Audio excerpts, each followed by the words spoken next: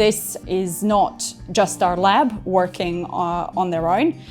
It is a large collaboration that involves pharmaceutical industry. It involves national and international scientific, as well as strong clinical collaborations and involvement of consumer advocates in our research.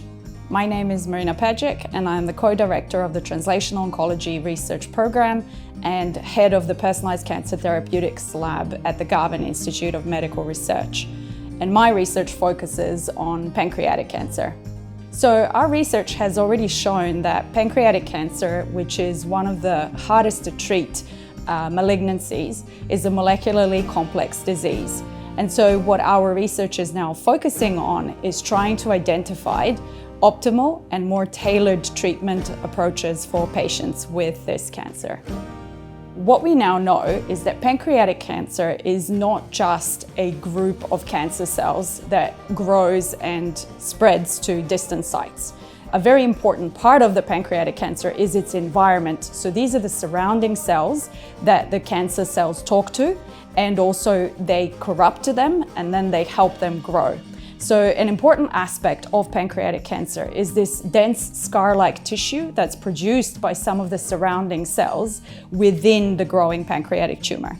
And so what our project focuses on is trying to target this specific scar-like tissue with selective inhibitors. We then identify potential new therapies with the hope of disrupting the tumor growth, disrupting the spread to other sites, and then also looking at potentially how we can improve how those tumors respond to other types of therapies. So we're 2 years in with this project, and we have some very exciting things coming up soon. We have a new therapy that we're looking to move towards early phase clinical trials in 2025.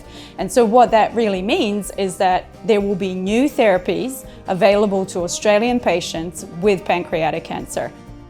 The funding that we have received from Box RALLIES are really helping fund researchers themselves, so their salaries, as well as some of the really intricate but also very expensive experiments that we need to do in the lab. It includes technologies like single-cell sequencing.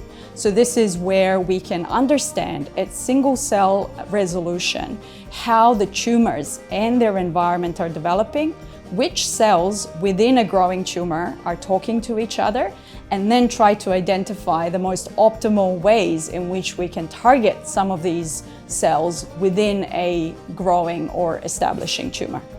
There's loads of discoveries happening every day. So my vision for the future of cancer research is that cancer as a whole becomes a manageable disease.